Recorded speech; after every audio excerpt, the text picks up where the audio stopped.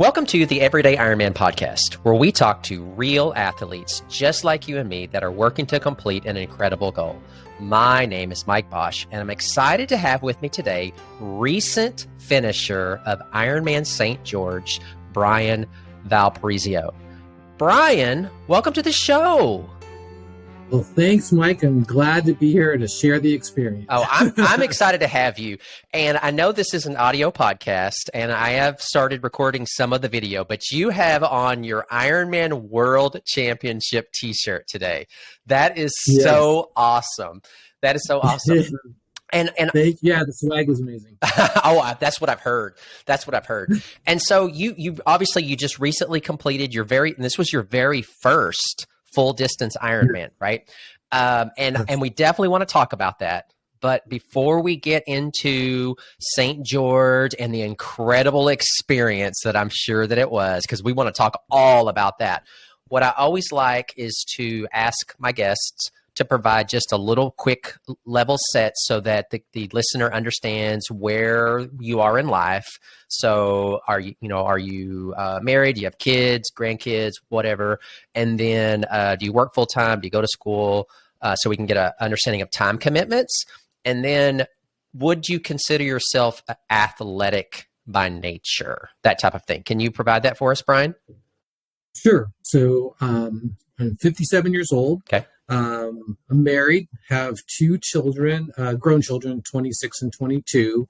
I work full time for a small aerospace company, and train after work. We can talk about that. Mm-hmm. Let's see, my athletic background, didn't have any formal athletic, experiences. I did the typical thing where you play after school sports, participate in stuff like that.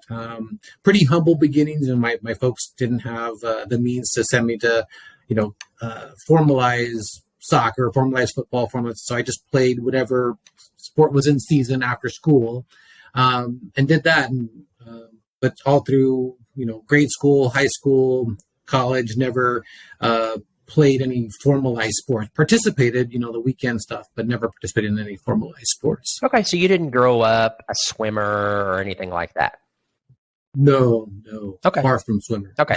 And that's what I found a lot of the times. But I always like to understand. Every once in a while I run across somebody who was like, oh yeah, I was a college level swimmer. And I'm like, seriously?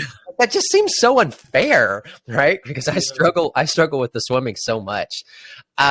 So you're married, you've got two adult kids, which I have found are the best kind of kids to have, the adult ones, right? I mean, the little ones are great, but they're even better when they grow up and they leave and they're on their own, taking care of themselves and all that stuff, right?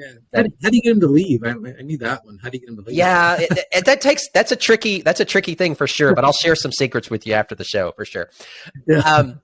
So you found yourself competing in the Ironman World Championships. Okay. And we talked about the fact that this was your first full distance Ironman. So I'm going to connect the dots and say that you didn't qualify in the traditional manner that we would normally think of.